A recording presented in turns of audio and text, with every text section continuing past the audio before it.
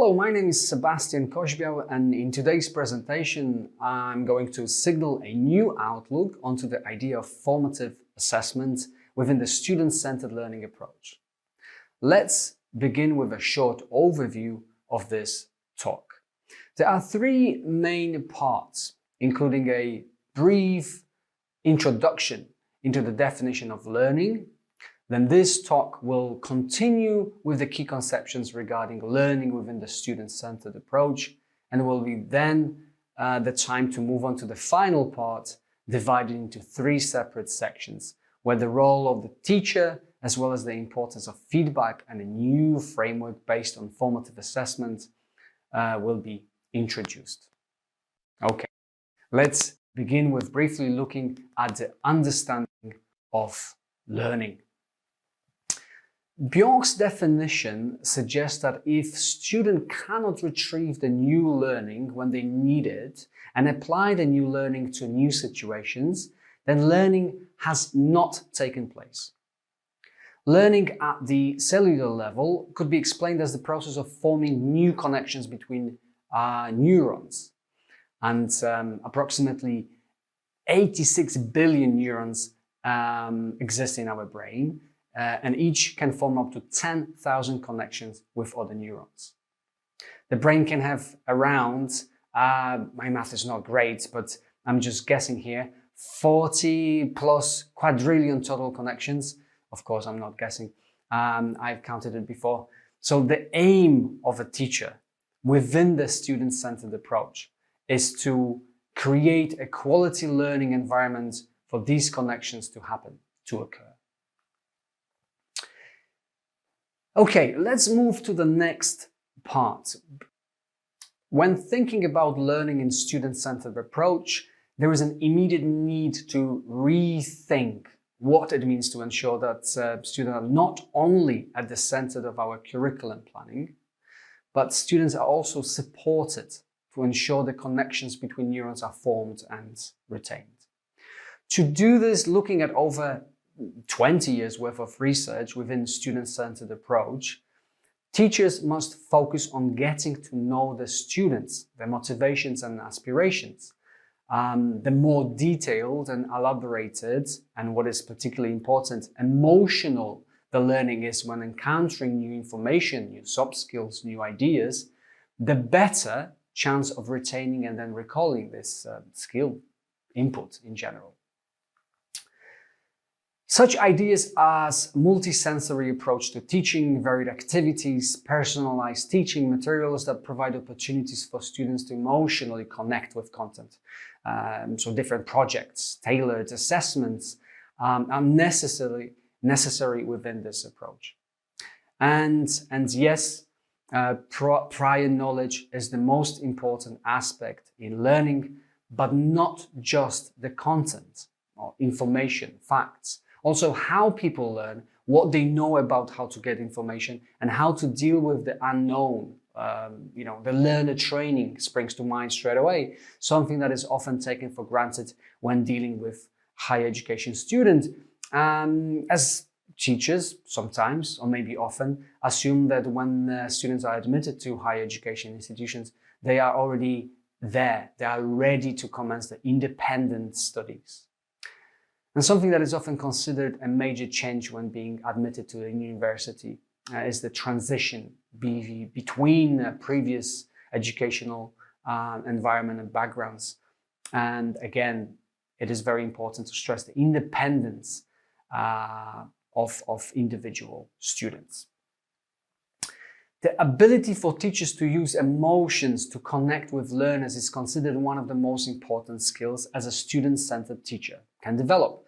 The idea of active recall could be mentioned in passing at this point as one of the strategies for learners to enhance their independence. Moving on to the next idea of the teachers, or the question perhaps, what teachers need to display within this approach. What do we need to focus in terms of our teacher development?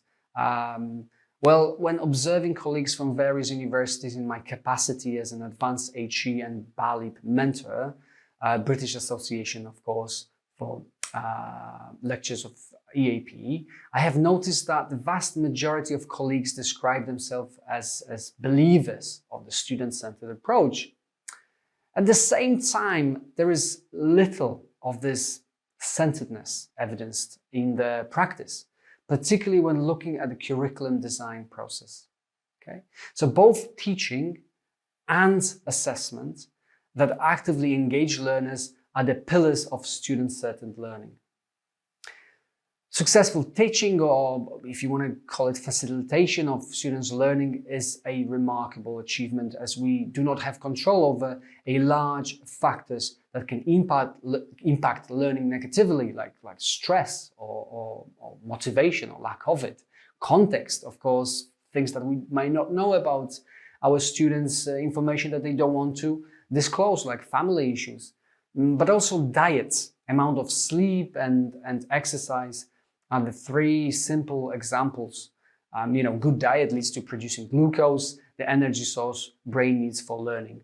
And of course, hydration and exercise, very powerful in the process of learning. So as teachers, we need to be emotionally ready to support students and take these multiple variables within learning into consideration. This is why both feedback and formative assessment should be considered when designing curricula as diagnostic and developmental tools for both learners, our students, of course, and the teachers.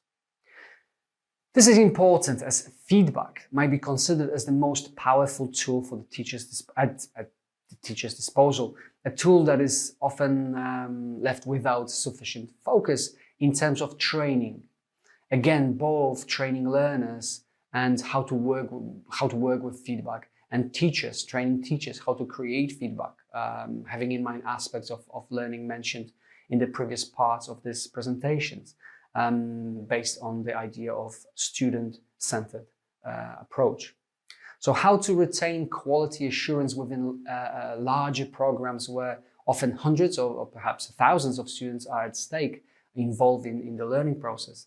And the quality of feedback can vary and impact on students' development. This is the key idea, key conception that we are going to focus right now. Formative assessment has been mentioned by many researchers like William, Black, Hattie, Bennett as crucial in general development of learners. However, it seems that both the definition and implementation are a mixed bag. Looking at my research within English professional programs at the UK universities, so one part of the research included over 140 HE professionals across 17 universities. There are several issues in relation to two ideas, two areas. Misconceptions about the formative assessment. Things that are not potentially true, or they are not true in accordance to research, but people, teachers, professionals, they believe that's how it should be done or implemented. Like attaching marks with feedback, or focusing mainly on feedback rather than feed forward. Thinking that FA relates mainly to practicing summative tasks, or that formative assessment is mainly the responsibility of individual class teachers. So formative tasks are created by individual teachers rather than curriculum designers before a course begins. The second one is the quality assurance that I've already mentioned before. So basically delivering formative assessment, formative tasks, use of these tasks to feedback on the quality of program or possible developments or changes of this program. And of course, the importance of and quality of formative feedback itself. Looking at the chart, it can be noticed that a vast majority of respondents illustrated a rather bleak picture of the current situation when looking at the implementation of formative assessment and formative feedback. The idea of standardization or training, how to deliver formative feedback across a program, is often absent from the induction before the program commences. And actually, these aspects of making sure that there is time for standardization, for training, for practice, for feedback on the quality of the formative assessment within the teacher development segment is also missing from the curriculum design. What is even more surprising is the fact that almost 3/4 of all respondents stated that that at the time, formative feedback creation was not based on marking criteria, nor intended learning outcomes that are connected to marking criteria. And this is quite surprising because usually, again, looking into literature, marking criteria are often based on intended learning outcomes because these are testing, assessing, and evaluating student readiness, so basically summatively assessing students, and often formative assessment is based to summative assessment. But even then, a lot of respondents disagree with the connection between formative and summative assessment, even on the basis of practicing tests. At the same time, 65% of the respondents believe that formative feedback should be standardized, and almost 75% thought formative tasks should be designed and incorporated within the curriculum before a course starts. What does that tell us? It tells us that there is a clear issue, mismatch, problem perhaps in terms of understanding and implementing formative assessment.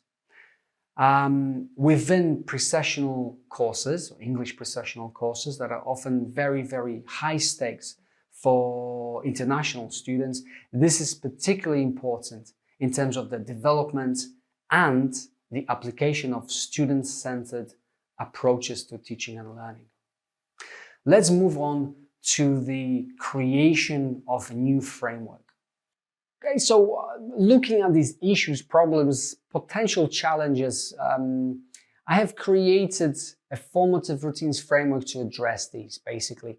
An outlook on the approach of creating curricula and assessments to support opportunities for formative feedback and engagement with it. So we're obviously looking at the idea of formative feedback being timed, meaningful, looking at feed forward, but also at the general standardization and quality assurance, which can be kind of ensured within the design of the curriculum. Hence, making sure teachers and students have enough time to work on it, to work with feedback, and work on the processing and delivering and working with formative feedback. So all of these are crucial, central to the framework. As suggested by Richard Church and Morris in 2011, the word routine implies the notion of cyclical and developmental behavior used to enhance effective thinking and teaching. So I also suggest adding assessment to these two areas, although some may argue that assessment is a part of teaching. Moreover, as the idea of formative routines framework is based on a broader notion of collaborative practice between teachers, students, and their peers, the formative routines within the framework should also be understood as shared scripts, as the authors suggest. So these shared scripts can be used by the students with increased independence. So this is basically the fundamental goal of formative assessment, for students to become more independent and autonomous. Okay, so to enhance the ability to self-monitor and improve their learning, of course, we are looking at formative routines framework being defined as a theoretical idea, theoretical conception, consisting of a list of pedagogically developmental tools, approaches, and clearly defined methodologies of how to use these tools. Okay, so HE professionals basically are given clear instructions, suggestions, developmental rules and when designing curricula, developing teachers training, and planning learning tasks. So again, the formative aspect of development of these activities is in the center of attention. So how these learning tasks are delivered, tasks, plural of course, are delivered in terms of teaching methodology is a separate matter. After all, teaching methodology changes with time and is highly dependent on context and resources, of course, and practicalities of this context. The word assessment, as you might have noticed, has been removed completely from this framework, as the overall connotation of this word might be influencing the understanding of the key goal of this framework. I believe, looking at the qualitative data within my research, the general understanding of formative assessment, definitions, words used to describe its aim, goal, and of course, defining formative assessment is often very, very close to summative assessment and making it slightly difficult to apply for less experienced teachers as well. This is particularly visible in China, within higher education in China, and for discussion on this topic, please see Chen included in my reference. Moving towards further explanation of Formative Routines Framework, there's an apparent need to show that the concept of constructive alignment, extremely influential within higher education, can still be used. So the figure that can be seen on the screen in relation to constructive alignment can be divided into 4 different stages. Stage 1 describes the intended learning outcome in the form of verbs or learning activity, its objects, so the content, and specific context and the standard the students are to attain. Number 2, it creates a learning environment, or looking at creating a learning environment using teaching learning activities that address that verb and therefore are likely to bring about the intended outcome. The third part uses assessment tasks that also contain that verb, of course, because we're looking at the Bloom's taxonomy of different cognitive levels, thus enabling students and teachers as well to judge with the help of rubrics, if any, and how well students' performance met the criteria. And finally, in terms of the stage 4, is the idea of transforming these judgments, this based on evaluation, into standard grading criteria. So when discussing Formative Routines Framework, teaching and learning activities together with assessment tasks require specified tool and clearly defined implementation. So basically, we need to think about the constructive alignment and formative assessment within the curriculum design before, of course, the program starts. So 3 groups of stakeholders would need to be involved: curriculum designers, relevant staff, perhaps more senior, responsible designing curriculum and teaching tasks; curriculum implementers, so we're looking at any teaching staff with teaching responsibilities; and curriculum receivers, aka students. This integration is not unorthodox, it is not something new, and several authors, including Bachman and Palmer, Biggs and Tang and Hattie, include the idea of formative assessment within curriculum design, and they emphasize the role it plays in both teaching and assessing learners. However, as mentioned before, formative assessment is often confined to the role of a backup class assessment or the extra practice of summative tests.